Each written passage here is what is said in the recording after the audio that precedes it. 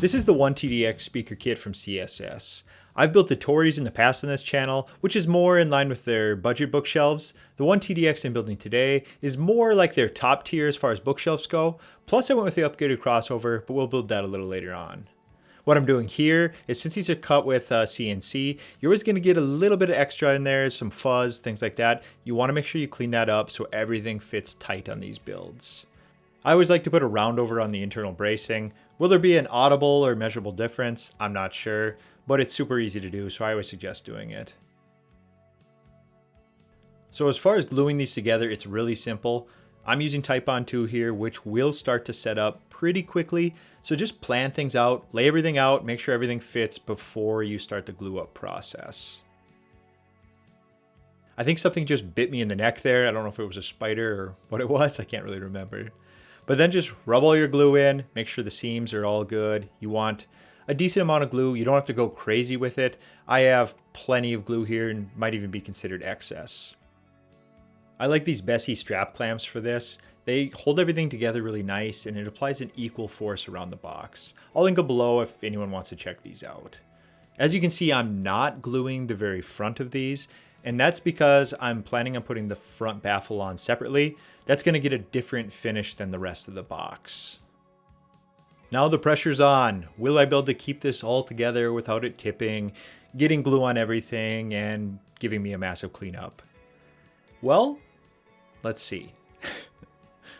Typically, you drop at least one of these when you're putting one of these together. And that's why I always say it's best to plan this out, have a strategy when you're laying it out, so that you can kind of seamlessly put this kind of thing together. You can use the strap clamp like I'm using to hold it together, or a typical clamp, anything like that. Even tape can work really well here. But just don't be surprised if you have a little hiccup here or there, and it's not a big deal. If you do get glue on the outside of these cabinets, a little bit of water and a rag cleans it up really easily when it's still wet like this. And just like I mentioned, here everything starts falling apart. But today, I caught everything and it's all good. You can just put this all together. And really, it's just a kind of a byproduct of me trying to move quickly, as I don't want the glue to set up when I'm putting this together. And you can do different glues too. There's a lot of options out there that do have longer set times, but I've always had really good luck with Type-On 2.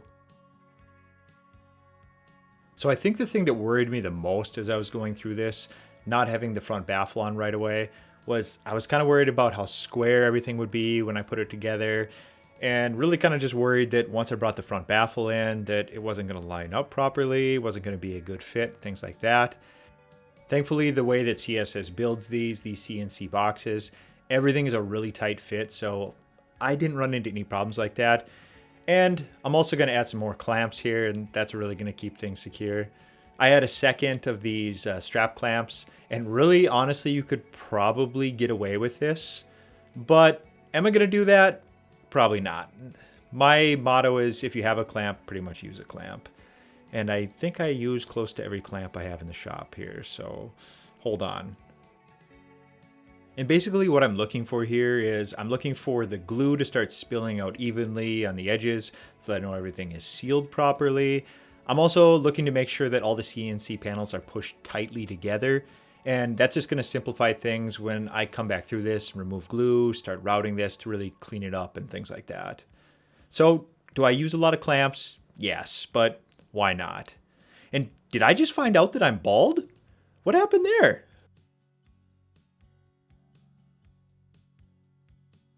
I think what we're witnessing here is the stereotypical dad. You load up the truck, anything like that, you put on your strap clamps and give it a good slap. That ain't going anywhere.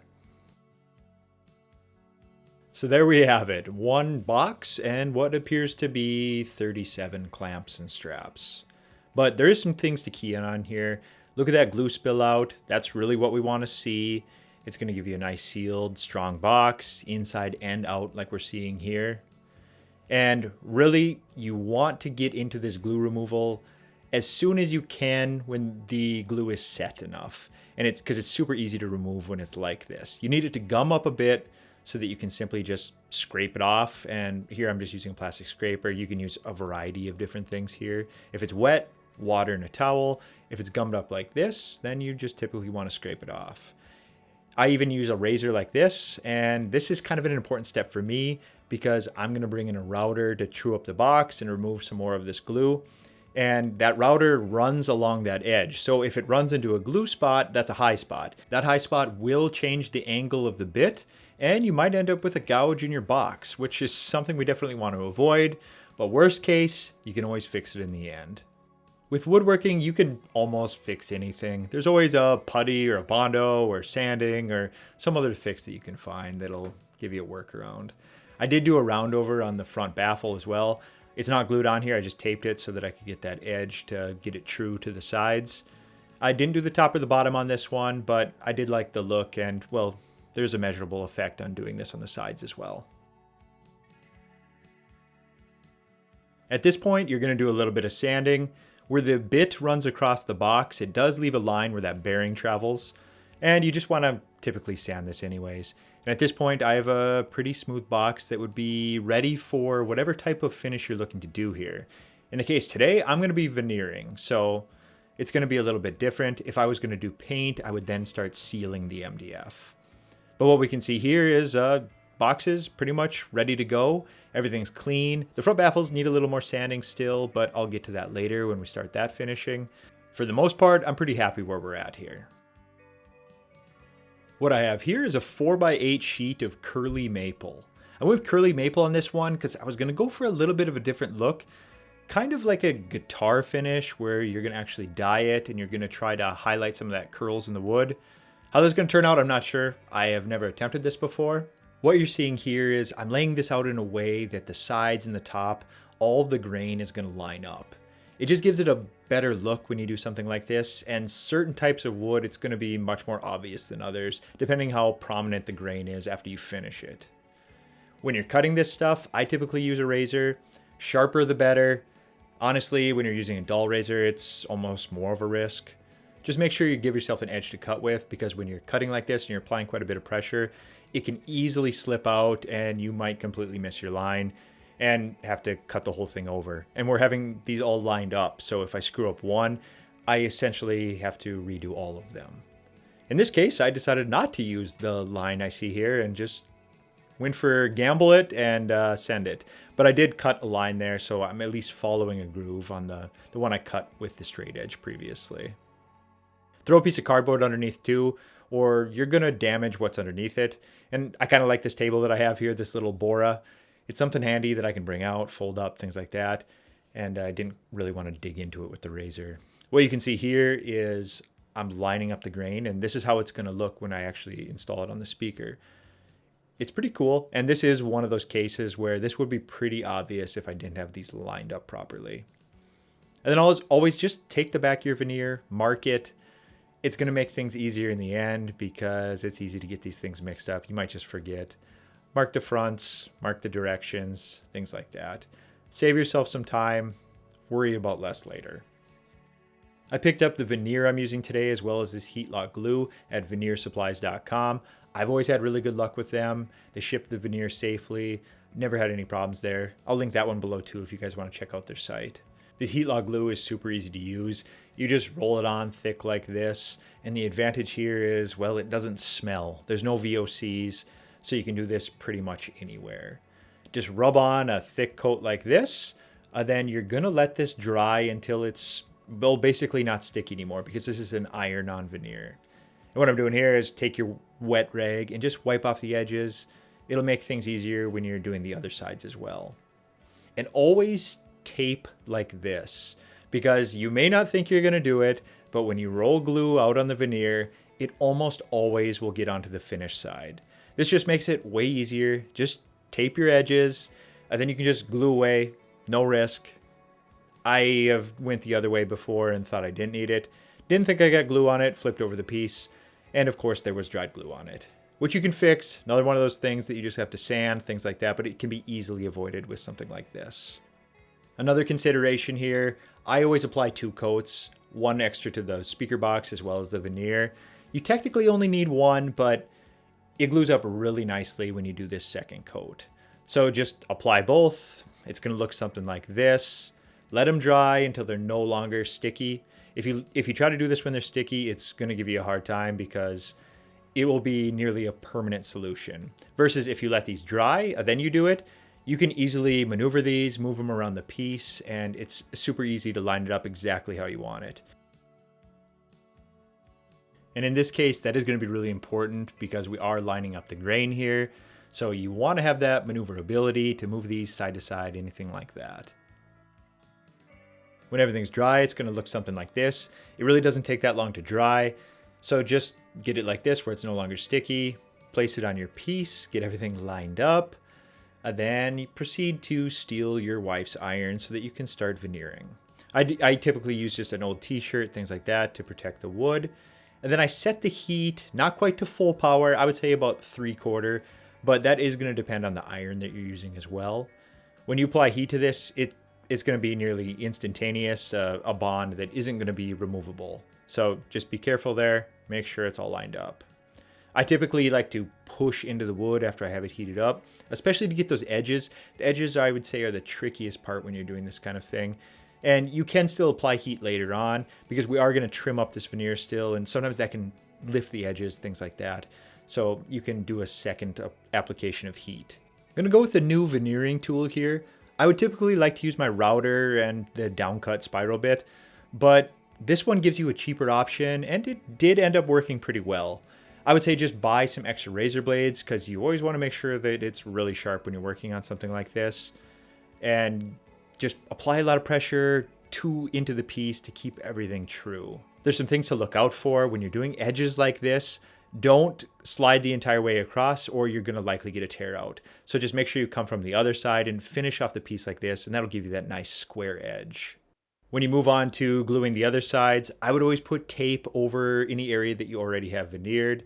This glue, you can clean it up pretty easy, but it does have a reddish tint and you might have to sand on it, clean on it pretty well to get that completely removed for when you're finishing this. So it's easier, just put the tape on. It's another one of those where you just use a little more tape to save you some time later. As you can see here, we're just going to apply the 2 coats like usual. And right now what I'm doing is I'm marking where I want the grains to line up so that I have something to line up from the top piece there, and then I'll bring the sides in and I'll put a mark there as well. Usually you have a lot of forgiveness on things like this, but when you're aligning the grain, you kind of have to have everything exact. So I had to be a little bit careful here, holding it down, and just wanted to get some heat applied so that it was glued to the surface and wasn't going to move any further. I was really pretty happy how everything was turning out at this point. Rubbing in the glue here while it's hot just to really get the adhesion again.